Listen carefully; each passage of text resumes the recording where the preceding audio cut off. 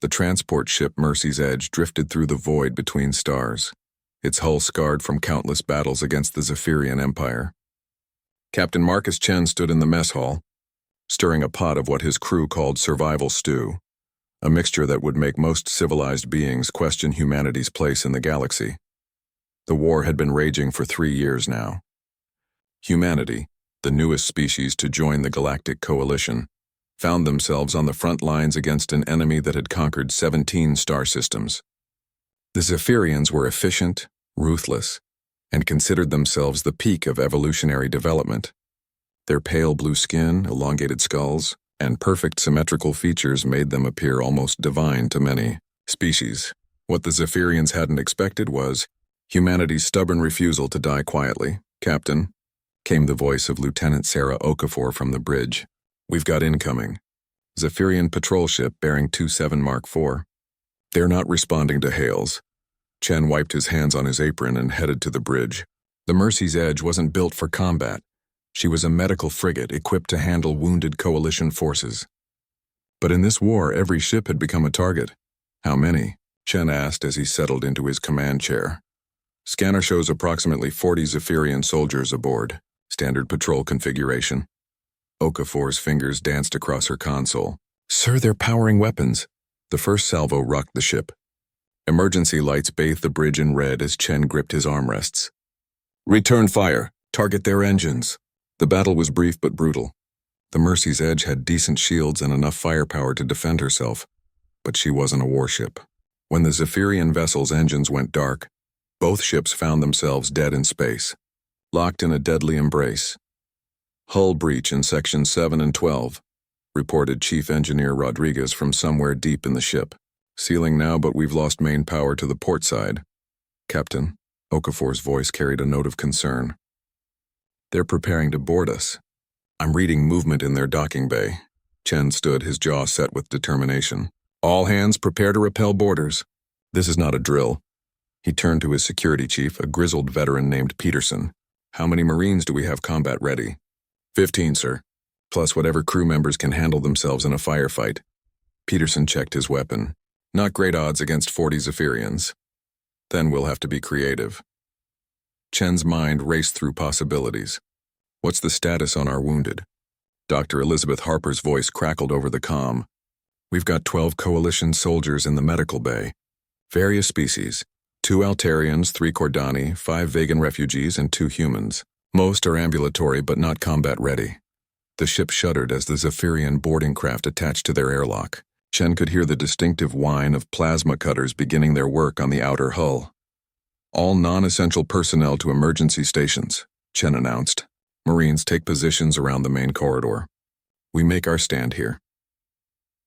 As the crew scrambled to defensive positions, Chen found himself thinking about the stew he'd left cooking in the mess hall. His grandmother's recipe, adapted for space travel and whatever protein they could scavenge. The irony wasn't lost on him.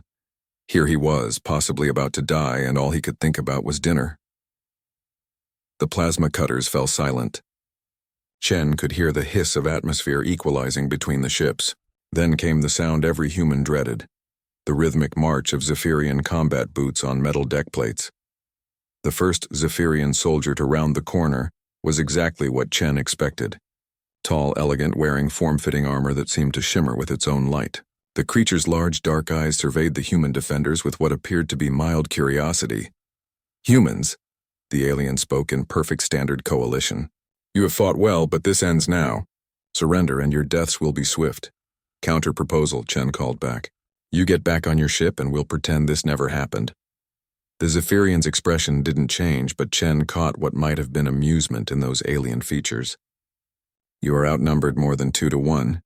Your ship is disabled. What could you possibly hope to accomplish?" Chen smiled, the expression cold and calculating. "You know what your biggest mistake was?" "Enlighten me." "You interrupted my dinner." The Zephyrian tilted its head, clearly confused by the non sequitur. That confusion lasted exactly 3 seconds, long enough for Chen's Marines to open fire. Last fire filled the corridor as the battle began in earnest. The Zephyrians were skilled fighters, but they were fighting on human terms now, in the tight confines of a ship designed by human minds. Every corner, every doorway became a choke point.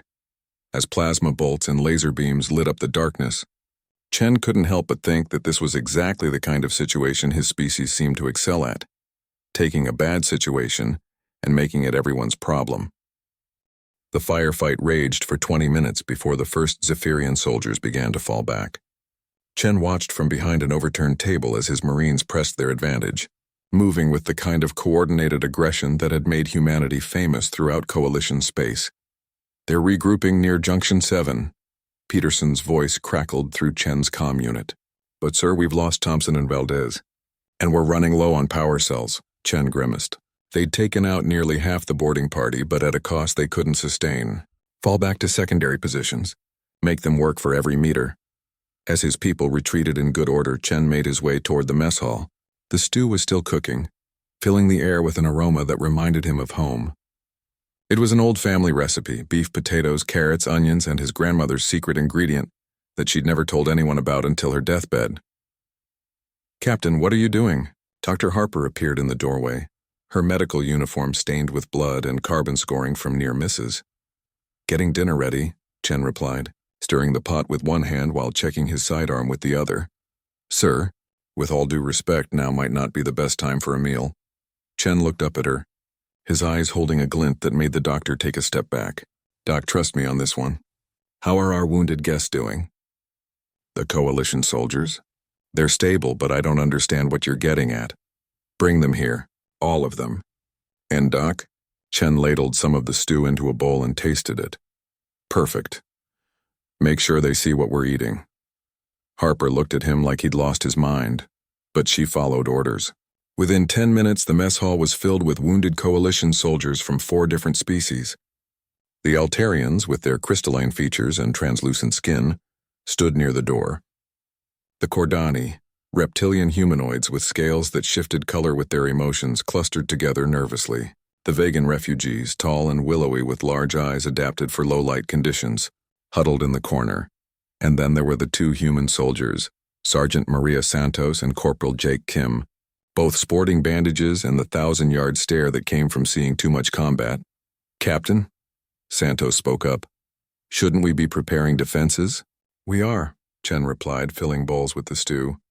We're preparing the best defense humanity has, our reputation. The sound of approaching Zephyrian forces grew louder. Chen could hear their commander issuing orders in their musical language, coordinating what was probably a final assault. Everyone take a bowl, Chen ordered. Eat up, doctor's orders. The human soldiers complied without question, but the aliens looked uncertain. The Altarians' crystals flickered with confusion, while the Cordani's scales shifted to worried yellows and oranges. Captain Chen, one of the Altarians spoke, its voice like wind chimes. We do not understand. This appears to be some form of nutrient suspension, but the aroma is intense. Chen grinned. It's beef stew, family recipe. Been making it since I was 12 years old. The first Zephyrian appeared in the doorway, weapon raised, and then stopped dead. Its large dark eyes took in the scene before it. Humans and various Coalition species sitting calmly around tables, eating from steaming bowls while the smell of cooked meat filled the air. More Zephyrians filed in behind their leader, each one freezing as they encountered the same sight. Their elegant faces, usually masks of controlled superiority, showed something Chen had never seen before. Fear. The Zephyrian commander, identifiable by the additional markings on its armor, stepped forward. Its voice when it spoke held a tremor that hadn't been there before. What? What is that? Chen looked up from his bowl, a piece of beef visible on his spoon. Dinner, want some? There's plenty to go around. The commander's eyes fixed on the chunk of meat, and Chen could see its throat working as it swallowed hard. That is, organic matter. From a living creature. Was living, Chen corrected cheerfully. Cow, specifically. Raised on New Texas, grain-fed, aged 28 months. Makes all the difference in the flavor. One of the younger Zephyrians made a sound that might have been a retch. Their species had evolved past the need for consuming other life forms millennia ago, sustaining themselves on synthesized nutrients and photosynthetic supplements. You consume the flesh of other beings? The commander's voice was barely a whisper. Santos, catching on to what her captain was doing, held up a spoonful of stew. This is nothing. You should see what we eat when we're really hungry. Ever heard of blood sausage? The Kordani soldier next to her, its scales now cycling through fascinating patterns of blue and green, leaned over. What is blood sausage? Well, Kim jumped in, clearly enjoying himself. You take the blood from when you butcher the animal, mix it with fat and fillers, stuff it into the animal's own intestines, and then cook it until it's just the right consistency. The Altarian's crystals went completely dark, while one of the Vegans made a high-pitched whining sound. Chen stood up, still holding his bowl. Of course, that's just breakfast food where I come from. For special occasions, we do whole animals. Roast pig, grilled fish, barbecued ribs. Nothing like the smell of meat cooking over an open fire. The Zephyrian commander took a step backward. You are describing predation. Active consumption of sentient life forms. Well, the cows aren't sentient, Chen said reasonably. But yeah, we're omnivores. Always have been. It's what made us strong enough to reach the stars. Another Zephyrian soldier spoke up, its voice shaking. The reports said you were warriors, but this is barbarism. Dr. Harper, finally understanding what Chen was doing, smiled grimly. Actually, this is quite civilized for humans. You should see what we used to do to our food before we developed proper cooking techniques. The mess hall had fallen into an eerie silence, broken only by the soft sounds of humans and their allies eating. The Zephyrian soldiers stood frozen in the doorway, their weapons lowered, faces displaying a mixture of horror and fascination. Chen noticed that several of the aliens were staring at the Kordani soldier, whose scales were now cycling through rapid patterns of deep purple and silver, what he recognized as intense curiosity mixed with disgust. The taste, the Kordani soldier said slowly, holding up a spoonful of stew. It is complex. There are layers of flavor I did not expect from dead tissue. One of the Zephyrians made a choking sound. That's the beauty of cooking, Santos explained, warming to the topic. See, raw meat is one thing, but when you apply heat, you break down the proteins, caramelize the natural sugars, render the fat. Creates all kinds of new chemical compounds. Dr. Harper stood up and moved to one of the food preparation areas. From a nutritional standpoint, cooking was one of the key developments in human evolution. It allowed us to extract more calories from our food, which supported the development of our larger brains. She pulled out a piece of raw meat from the ship's stores, emergency rations that hadn't made it into the stew yet. The Zephyrians recoiled as if she'd produced a weapon. This is what we call a steak, Harper continued, apparently enjoying herself, from the muscle tissue of a bovine. Now humans can eat this raw. We call it tartare, but most of us prefer it cooked. She moved to the grill station. The application of direct heat creates what we call the Maillard reaction. The sizzle of meat hitting the hot surface filled the room. The aroma that rose from the cooking steak seemed to hit the Zephyrians like a physical blow. Several of them stepped backward, and Chen noticed that their elegant faces were taking on a distinctly green tinge. Stop, the Zephyrian commander whispered. Please, but Chen was just getting started. Doctor, why don't you tell our guests about human digestive systems? Harper smiled, and Chen realized that his chief medical officer had a streak of cruelty he'd never noticed before. Well, humans are what we call persistence hunters. We evolved to chase our prey over long distances until it collapsed from exhaustion. Our digestive systems are designed to process both plant and animal matter efficiently. She gestured to her own mouth. These pointed teeth, canines, they're for tearing flesh. And our stomach acid is incredibly potent, strong enough to dissolve bone if necessary. One of the younger Zephyrians swayed on its feet. Its commander caught its arm, but Chen could see that the leader was struggling with its own composure. The interesting thing, Kim added conversationally, is that humans actually require certain nutrients that can only be found in animal products. Vitamin B12, for instance. Without it, we develop severe neurological problems. The vegan soldier who had been quietly eating its stew looked up. This is why your species is so aggressive in combat?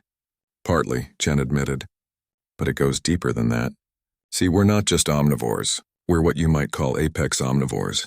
On our homeworld, we hunted everything. Mammoth creatures 10 times our size. Predators with claws and fangs. Even other humans when resources were scarce. The Altarian soldier's crystals flickered weakly. You consumed your own species? In extreme circumstances, Santos said matter-of-factly. usually when the alternative was starvation. It's called cannibalism, and while we consider it taboo now, it happened often enough that we developed cultural myths and rituals around it. The Kordani soldier set down its spoon, scales now a steady deep red.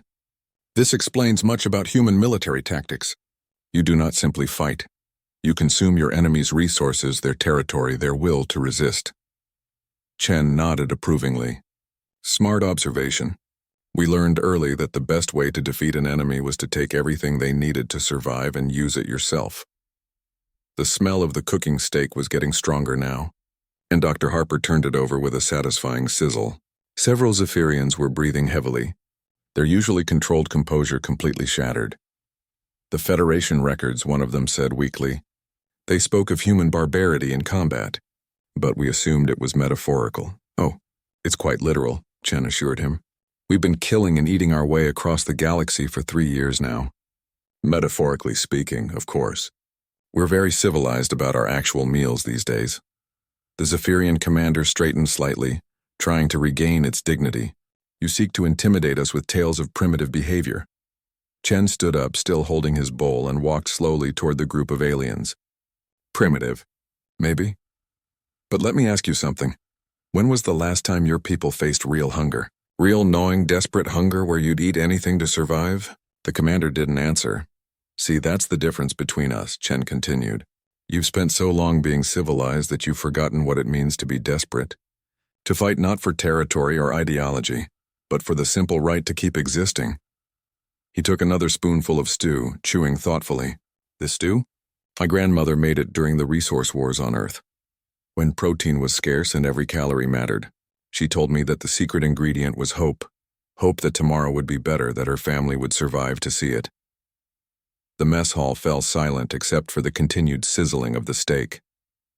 Chen could see something shifting in the Zephyrians' expressions, the first hint of understanding, and with it, a growing fear of what humanity represented. Dr. Harper removed the steak from the grill, the meat perfectly seared and releasing aromatic steam. She cut into it with practiced efficiency, revealing the pink center that humans prized in their cooked flesh. Medium rare, she announced to the room. The optimal preparation for this cut. The exterior proteins have been denatured by heat while the interior remains tender and retains its natural juices. The Zephyrian commander took another step backward, but its eyes remained fixed on the bleeding meat. How can any civilized being find pleasure in such destruction? Sergeant Santos laughed, a sound that seemed to echo strangely in the metal-walled room. Destruction? This isn't destruction. This is transformation. We're taking raw materials and turning them into something that sustains life. One of the wounded human soldiers, a young private named Martinez who Chen hadn't noticed before, spoke up from his corner. My family runs a ranch on Kepler 442b, 3,000 head of cattle, all raised specifically for food production. We don't see it as destruction, we see it as partnership. The Altarian's crystals flickered with confusion. Partnership? The cattle get a good life, Martinez explained. Clean water, good food, protection from predators, medical care when they're sick. In exchange, they provide us with sustenance.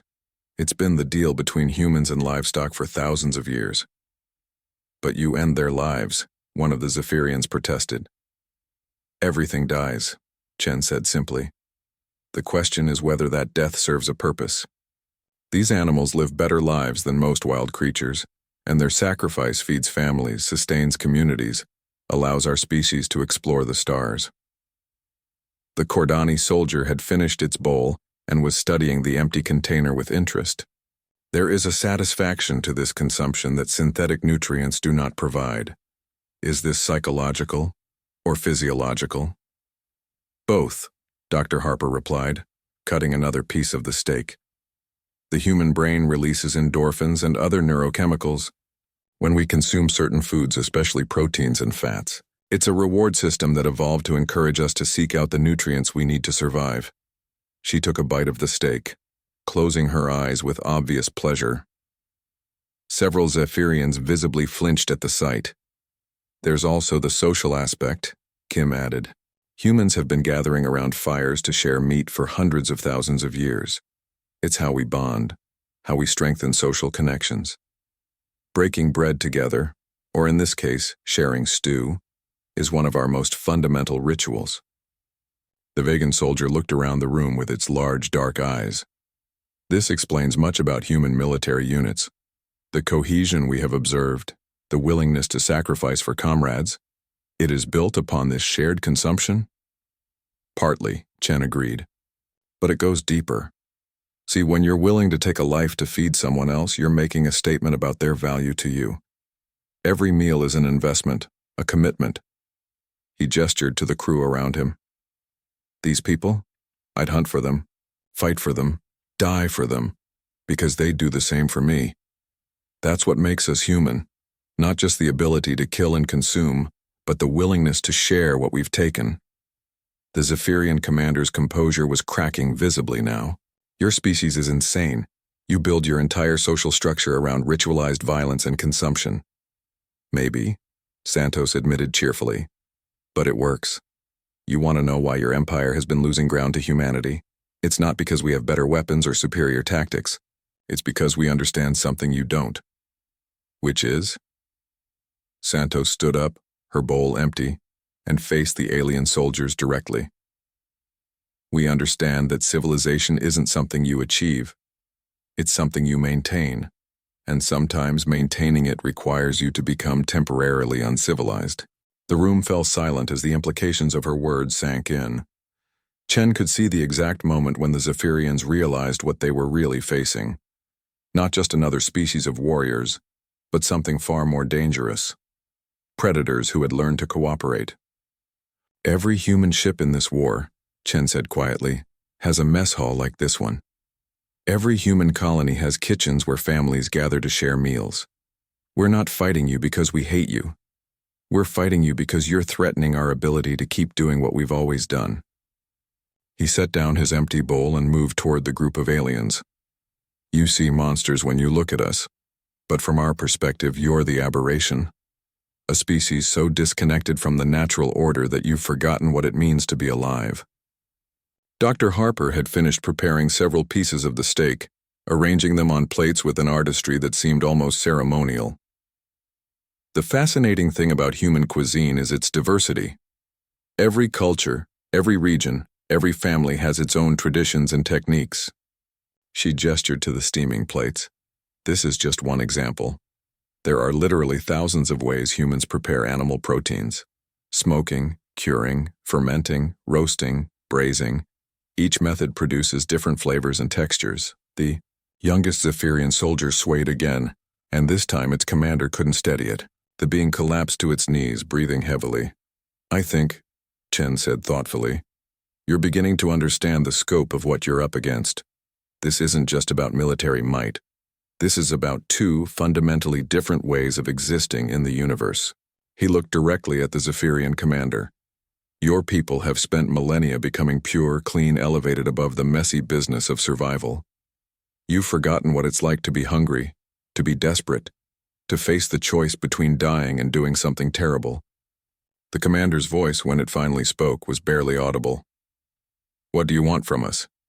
Chen smiled, and for the first time since the boarding action began, it was a genuinely warm expression. Same thing we want from everyone else.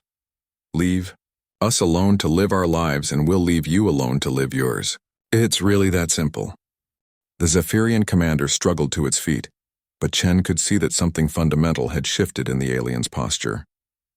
The confident superiority was gone, replaced by something that looked almost like respect. You would simply let us leave? The commander asked. Well, that depends, Chen replied reasonably. Are you planning to go back to your fleet and tell them to keep attacking human ships? The commander hesitated, then shook its head slowly. No. I do not think my people truly understood what we were fighting. One of the coalition soldiers, the Altarian whose crystals had been dark for most of the conversation, suddenly blazed with brilliant white light.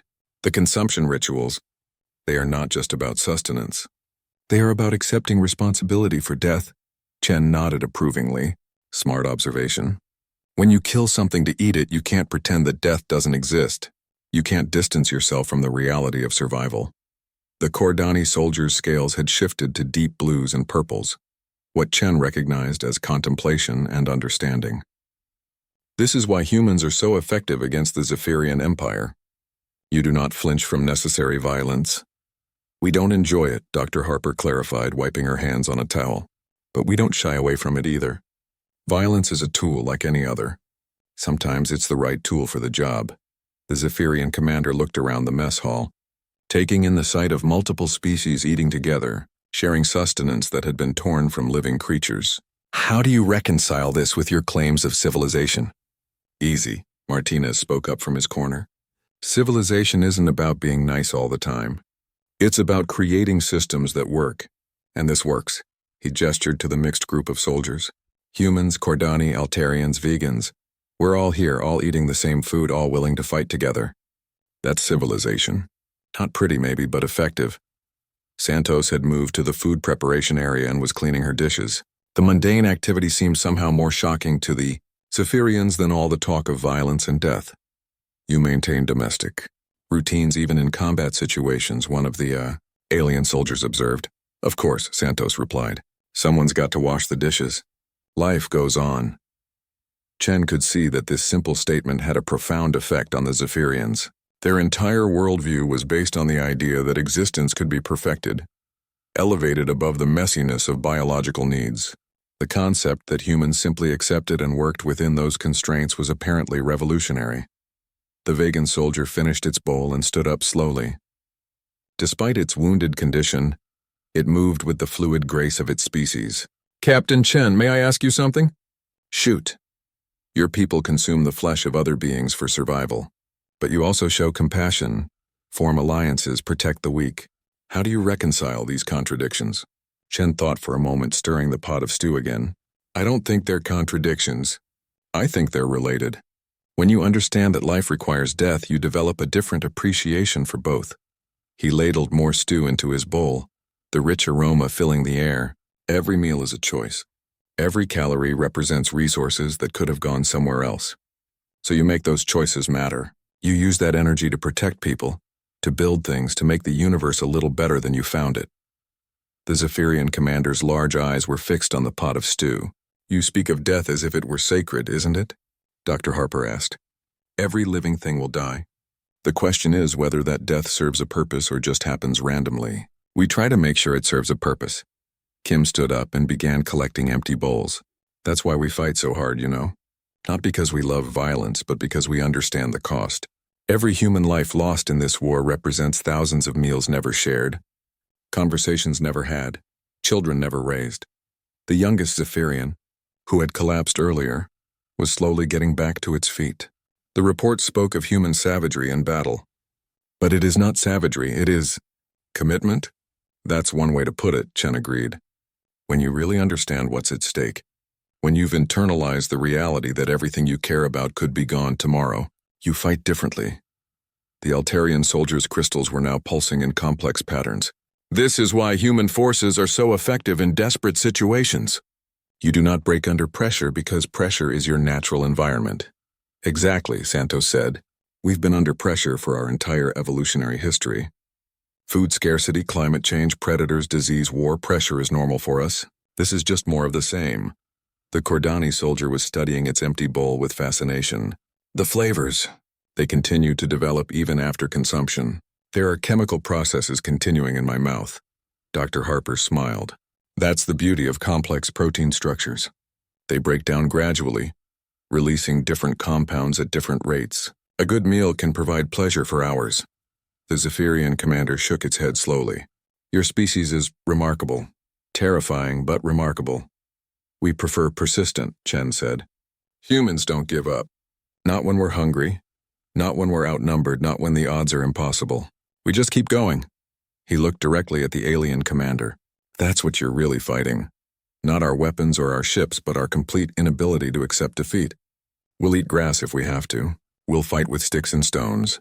We'll keep coming until either you stop us or there's nothing left of us to stop. The mess hall fell silent as the weight of this statement settled over everyone present. Chen could see understanding dawning in the alien's expressions, not just of human capabilities, but of human nature itself. So, Chen said finally, setting down his empty bowl, What's it going to be? Do we keep fighting this war or do we find a way to coexist? 6 months later, Captain Marcus Chen stood in the same mess hall aboard the Mercy's Edge. But the circumstances couldn't have been more different. The ship was docked at Harmony Station, a new neutral zone facility where representatives from multiple species were working out the details of what historians would later call the dinner table accords. The stew was the same family recipe, but tonight he was serving it to a very different group of guests. Commander Zethka sat at the central table, no longer wearing Zephyrian military armor, but a simple civilian outfit that somehow made the aliens seem more approachable.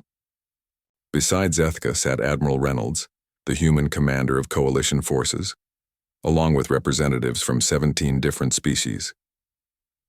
I still find it remarkable, Admiral Reynolds was saying, that a war was ended by a cooking demonstration.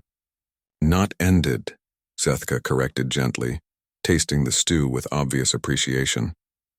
Transformed. The Zephyrian Empire as it existed is gone, but something new has taken its place. Dr. Harper, now serving as the chief cultural liaison for the peace process, passed around plates of various human delicacies. The hardest part was convincing the Zephyrian High Council to actually try the food. Zethka's testimony helped, but it took 3 months of negotiations just to get them to agree to a single taste test. Chen smiled, remembering the chaos that had followed Zethka's return to the Zephyrian fleet. The commander had been arrested for contamination, tried for treason, and nearly executed before younger members of the government had demanded to hear the full story. What changed their minds? Asked one of the new guests, a Zephyrian cultural analyst named Kethva, who had volunteered to participate in the exchange program. Fear, Zethka said simply. When I described human persistence, human willingness to sacrifice everything for their communities, the High Council realized that victory was impossible. But when I described the meal, the sense of connection and purpose it represented, they began to understand that defeat might not be necessary either. The Kordani representative, its scales showing patterns of contentment, spoke up. The integration process has been fascinating to observe. Zephyrian youth in particular have embraced human culinary practices with unexpected enthusiasm. Chen chuckled. I heard about the underground restaurants on Zephyr Prime. Who would have thought that grilled cheese sandwiches would become a symbol of rebellion?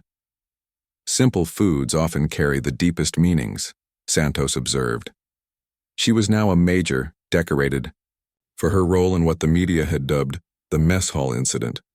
Sometimes revolution starts in the kitchen. Kethva set down its spoon thoughtfully. I must admit, when I first volunteered for this program, I expected to find evidence of human brutality. Instead, I found care, the attention to flavor, to presentation, to the comfort of those sharing the meal. It speaks to a depth of civilization I did not expect. That's the thing about humans, the Altarian representative chimed in, its crystals pulsing with warm light. They contain contradictions without being contradictory. They can be fierce, warriors and gentle caregivers sometimes in the same moment. Admiral Reynolds nodded toward Chen. Speaking of which, Captain, I believe congratulations are in order. The promotion to Admiral yourself is well deserved. Chen touched the new insignia on his collar. Thank you, sir. Though I have to say, commanding the new multicultural integration fleet is going to be interesting. The integration fleet was one of the major outcomes of the peace process. Mixed species crews serving together, sharing meals and customs, breaking down the barriers that had made war seem inevitable. The first joint mission launches next month, Dr. Harper added. Exploration beyond the rim, with humans, Zephyrians, and coalition species all working together. Zethka looked thoughtful. My people have spent centuries believing that evolution meant transcending our origins, but perhaps true evolution means understanding them better. The conversation was interrupted by the arrival of dessert, a chocolate cake that had become famous throughout both human and Zephyrian space as a symbol of the peace process. The rich, sweet aroma filled the room as Harper began cutting slices. You know what I find most remarkable about all this? Kim said, now a lieutenant commander and chief of cultural exchange operations. 6 months ago, we were trying to kill each other. Tonight, were arguing about whether vanilla or chocolate ice cream goes better with cake. HFY tasted the cake carefully, its expression shifting through several complex emotions. The sweetness.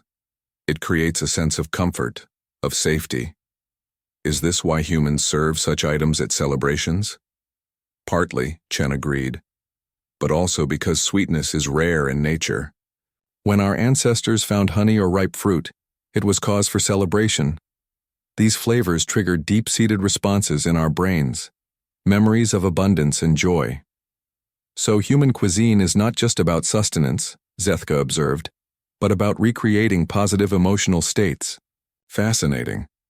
The vegan representative, who had been quietly eating throughout the meal, finally spoke up. What strikes me most is how this process has changed all of us. My people have learned to appreciate complexity in ways we never imagined. The layers of meaning in human food culture have opened new avenues of thought. Admiral Reynolds raised his glass.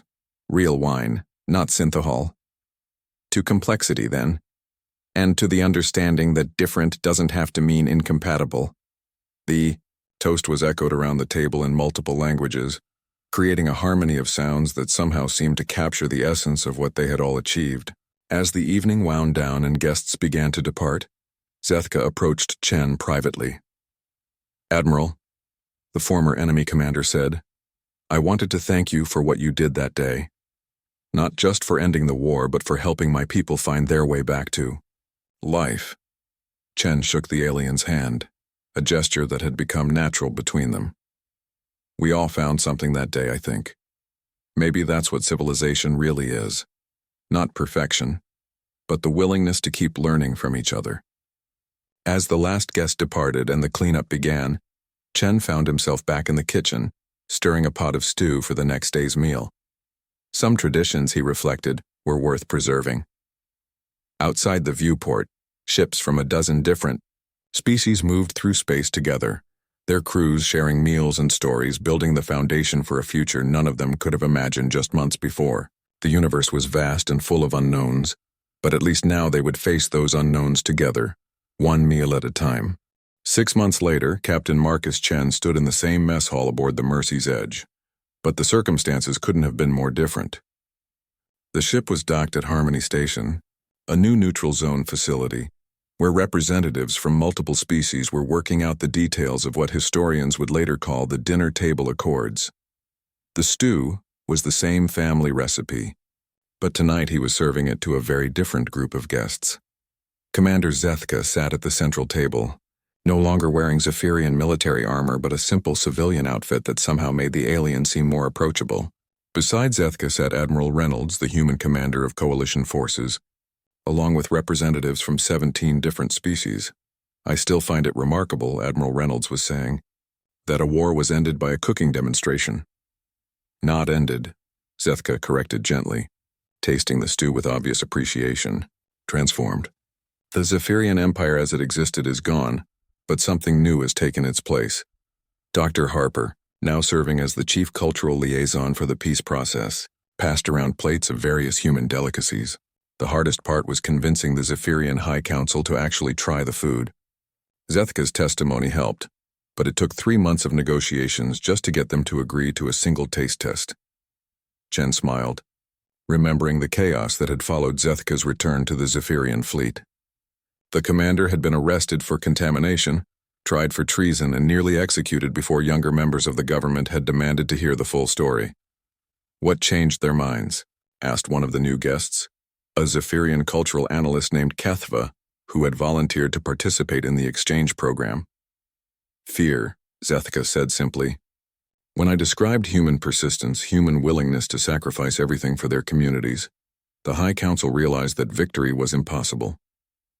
But when I described the meal, the sense of connection and purpose it represented, they began to understand that defeat might not be necessary either." The Kordani representative, its scales showing patterns of contentment, spoke up.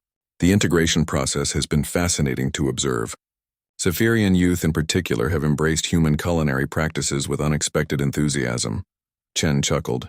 "I heard about the underground restaurants on Zephyr Prime. Who would have thought that grilled cheese sandwiches would become a symbol of rebellion?" Simple foods often carry the deepest meaning, Santos observed. She was now a major, decorated for her role in what the media had dubbed the mess hall incident. Sometimes revolution starts in the kitchen. Ketheva set down its spoon thoughtfully. I must admit, when I first volunteered for this program, I expected to find evidence of human brutality. Instead, I found care, the attention to flavor, to presentation, to the comfort of those sharing the meal. It speaks to a depth of civilization I did not expect. That's the thing about humans, the Altarian representative chimed in, its crystals pulsing with warm light. They contain contradictions without being contradictory. They can be fierce warriors and gentle caregivers, sometimes in the same moment. Admiral Reynolds nodded toward Chen. Speaking of which, Captain, I believe congratulations are in order. The promotion to Admiral yourself is well deserved. Chen touched the new insignia on his collar. Thank you, sir. Though I have to say, commanding the new multicultural integration fleet is going to be interesting. The integration fleet was one of the major outcomes of the peace process. Mixed species crews serving together, sharing meals and customs, breaking down the barriers that had made war seem inevitable. The first joint mission launches next month, Dr. Harper added. Exploration beyond the rim, with humans, Zephyrians, and coalition species all working together. Zethka looked thoughtful. My people have spent centuries believing that evolution meant transcending our origins. But perhaps true evolution means understanding them better. The conversation was interrupted by the arrival of dessert. Chocolate cake that had become famous. Throughout both human and Zephyrian space as a symbol of the peace process, the rich, sweet aroma filled the room as Harper began cutting slices. You know what I find most remarkable about all this? Kim said, now a lieutenant commander and chief of cultural exchange operations. 6 months ago, we were trying to kill each other. Tonight, we're arguing about whether vanilla or chocolate ice cream goes better with cake. Kethva tasted the cake carefully, its expression shifting through several complex emotions. The sweetness. It creates a sense of comfort, of safety. Is this why humans serve such items at celebrations? Partly, Chen agreed. But also because sweetness is rare in nature. When our ancestors found honey or ripe fruit, it was cause for celebration. These flavors trigger deep-seated responses in our brains, memories of abundance and joy. So human cuisine is not just about sustenance, Zethka observed, but about recreating positive emotional states. Fascinating. The vegan representative, who had been quietly eating throughout the meal, finally spoke up. What strikes me most is how this process has changed all of us. My people have learned to appreciate complexity in ways we never imagined. The layers of meaning in human food culture have opened new avenues of thought. Admiral Reynolds raised his glass. Real wine, not synthahol. To complexity, then, and to the understanding that different doesn't have to mean incompatible. The toast was echoed around the table in multiple languages, creating a harmony of sounds that somehow seemed to capture the essence of what they had all achieved. As the evening wound down and guests began to depart, Zethka approached Chen privately. Admiral, the former enemy commander said, I wanted to thank you for what you did that day, not just for ending the war, but for helping my people find their way back to life. Chen shook the alien's hand, a gesture that had become natural between them. We all found something that day, I think. Maybe that's what civilization really is, not perfection, but the willingness to keep learning from each other. As the last guest departed and the cleanup began, Chen found himself back in the kitchen, stirring a pot of stew for the next day's meal. Some traditions, he reflected, were worth preserving. Outside the viewport, ships from a dozen different species moved through space together, their crews sharing meals and stories, building the foundation for a future none of them could have imagined just months before. The universe was vast and full of unknowns, but at least now they would face those unknowns together, one meal at a time.